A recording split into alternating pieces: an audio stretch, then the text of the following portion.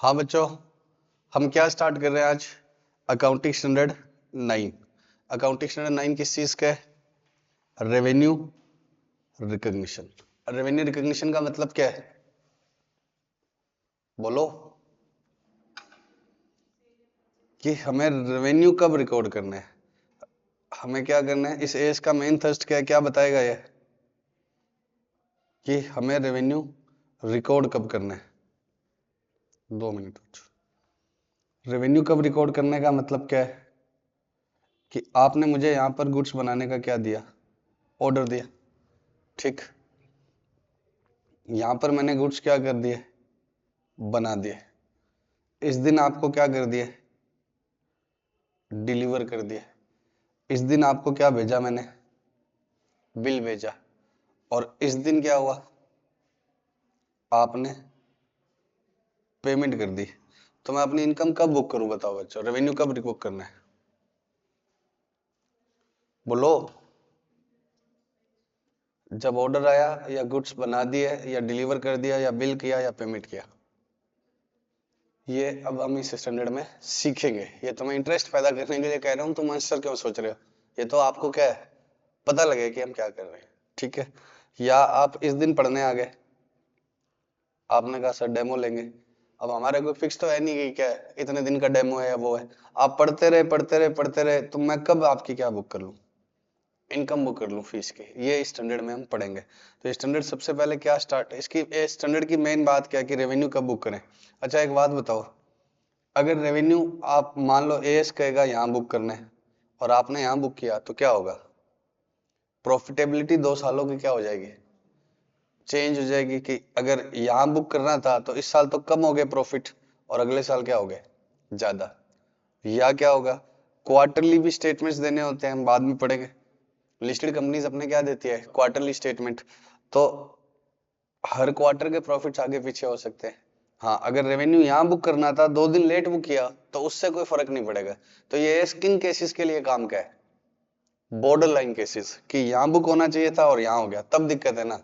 अब आज का रेवेन्यू कल बुक हो जाए तो क्या फर्क पड़ता है, हमें शेयर होल्डर को तो कब भेजना है, क्वार्टर के बाद या ईयर के बाद। लेकिन यही ईयर एंड का या क्वार्टर एंड का टाइम हो और आगे पीछे हो जाए, तब क्या होगा, प्रॉफिटेबिलिटी क्या हो जाएगी, चेंज। और अगर हमने स्टैंडर्डाइज नहीं किया लोगों को तो चीजों को, तो क्या होगा, कंपनी दाएं बाएं कर लेगी। इस बार मुझे रेवेन्यू ज्यादा दिखाना है तो एक बार लोगों को क्या बोल दूंगा, एडवांस दे दो। और क्या है, मैं इनकम दिखाना चाहता हूँ ताकि क्या है, तो एडवांस को भी हम हो सकता है इनकम में बुक कर लें, तो गड़बड़ हो जाएगी या नहीं। तो मैनिपुलेशन ना हो इसलिए स्टैंडर्डाइज किया गया कि रेवेन्यू की टाइमिंग क्या है। इस का मेन थर्स्ट किस पर नहीं है, रेवेन्यू की अमाउंट पर। इसका मेन काम क्या है, रेवेन्यू रिकॉर्ड कब करना है, टाइमिंग। इस का मेन कंसर्न ही क्या है कि रेवेन्यू कब बुक किया जाए। तो पहले तो ये रेवेन्यू की क्या देगा, डेफिनेशन, और फिर क्या करेगा, बोलो, कि उसका टाइमिंग बताएगा। तो हर एज के अंदर कुछ क्या होता है, स्कोप होता है। ये हम लास्ट में पढ़ेंगे कि ये किन किन पर लगेगा, किन किन पर नहीं लगेगा। तो कुछ स्टैंडर्ड्स क्या अलग है, ये भी नहीं पढ़ेंगे। और रेवेन्यू का सबसे पहले हम क्या पढ़ते हैं, डेफिनेशन। ऊपर वाला पार्ट पढ़ेंगे हम, लेकिन अभी डेफिनेशन पढ़ते हैं। Revenue is gross inflow of cash. Gross word क्या है अभी बताता हूं, लेकिन इनफ्लो किसका, कैश का, रिसीवेबल का और अदर कंसीडरेशन का। रेवेन्यू का मतलब क्या है, gross inflow of cash, receivable और अदर कंसीडरेशन। आप मुझे फीस में क्या दे सकते हो, कैश। आप मुझे फीस में क्या बन सकते हो, डेटर। अदर कंसीडरेशन में आप मुझे मोबाइल दे दो, आप मुझे कोई सर्विसेज दे दो, आप मेरे नोट्स लिख दो, तो वो भी क्या है, अदर कंसीडरेशन। तो चाहे कैश दो, चाहे रिसीवेबल बन जाओ, चाहे क्या दो, अदर कंसीडरेशन। अब वो काम क्या होना चाहिए, arising in course of ordinary activities of enterprise. मेरा ऑर्डिनरी काम क्या है, पढ़ाना। तो रेवेन्यू में वही आएगा जो क्या है, ऑर्डिनरी एक्टिविटीज में होता है, इन कोर्स ऑफ ऑर्डिनरी एक्टिविटीज। पक्का। अब मैंने कबाड़ बेच दिया कोचिंग का तो क्या होगा, वो रेवेन्यू में आएगा ही नहीं। तो फिर कबाड़ की इनकम कब रिकॉर्ड करनी है, वो इस एस में भी नहीं आएगा। समझ गए। तो पहले कह रहा है कि डी स्कोप फिक्स कर रहा है कि रेवेन्यू का मतलब ये है, और इसको कब रिकॉग्नाइज करना है वो मैं बताऊंगा। तो कौन सा होना चाहिए, ऑर्डिनरी कोर्स ऑफ एक्टिविटीज, मतलब arising in course of ordinary activities of enterprise. पक्का। किससे आना चाहिए, सेल ऑफ गुड्स से। और किससे, रेंडरिंग ऑफ सर्विसेज से, या फिर किससे, आगे तीन चीजें हो रहा है। पहले सेल ऑफ गुड्स का मतलब रिलायंस फ्रेश क्या बेचता है, गुड्स बेचता है। रिलायंस ट्रेंड्स क्या बेचता है, गुड्स। इन्फोसिस विप्रो क्या देते हैं, सर्विसेज। होटल वाले क्या देते हैं, सर्विसेज। पक्का। तो गुड्स वालों पर भी लगेगा और सर्विसेज वालों पर। और फ्रॉम किससे यूज, और या फिर रेवेन्यू किससे राइज हो, यूज बाय अदर्स। अदर्स मतलब दूसरे यूज करेंगे क्या, एंटरप्राइज के रिसोर्स। तो मेरे रिसोर्स यूज कौन करेंगे, दूसरे, जिससे मुझे क्या मिलेगा, इंटरेस्ट, रॉयल्टी और डिविडेंड। क्या मतलब हुआ, समझाता हूं।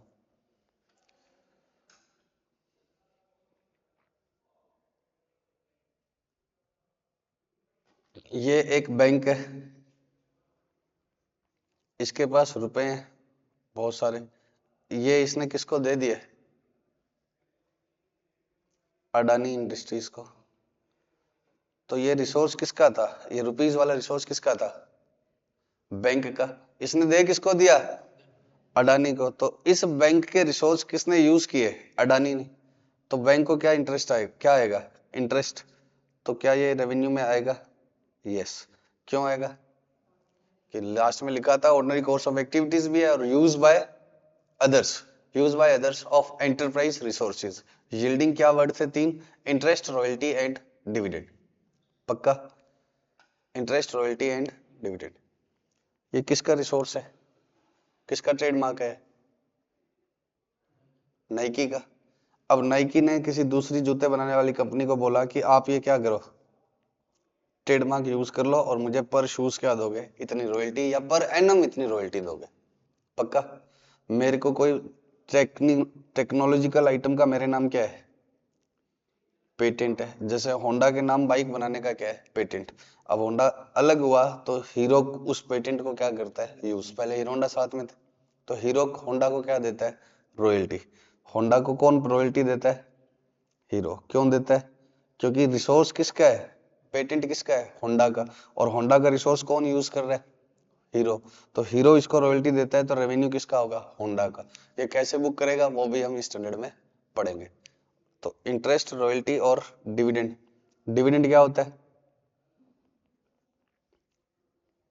ये शेयर होल्डर है। अब इनके रिसोर्स कौन यूज करता है, कंपनी।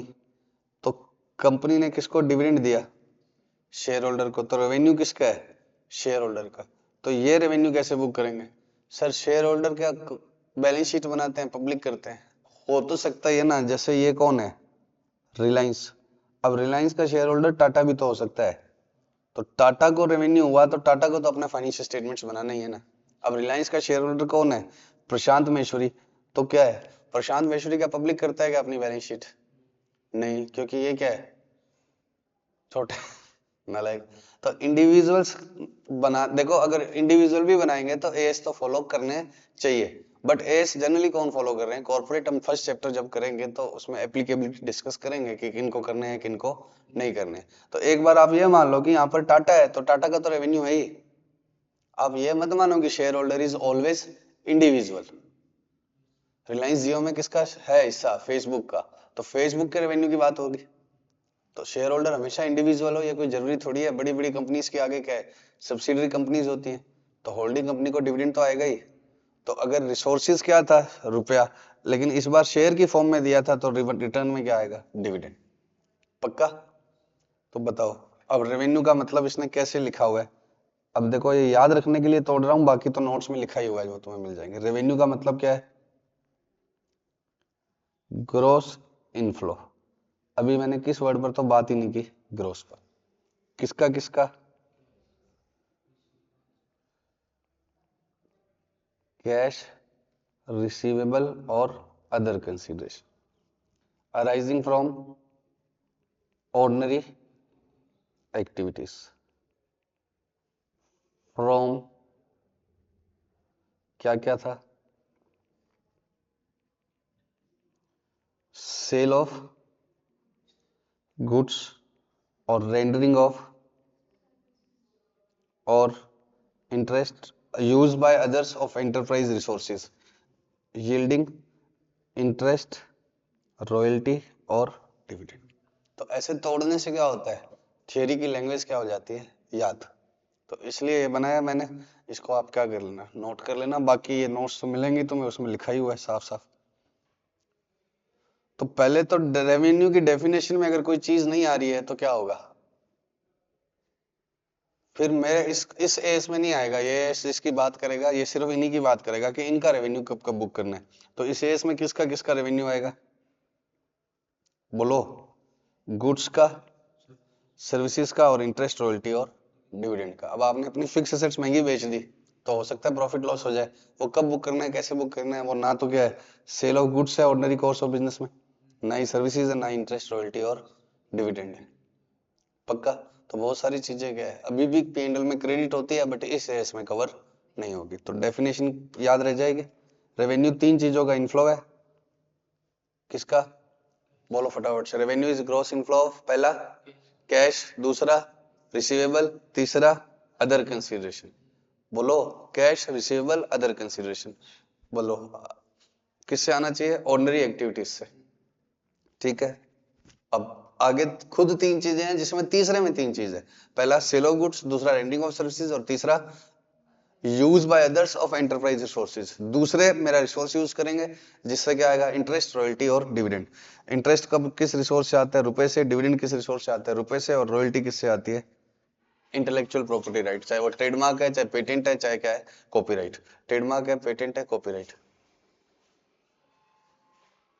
ट्रेडमार्क है, चाहे वो पेटेंट है, चाहे क्या है, कॉपीराइट। इसको पॉज करना।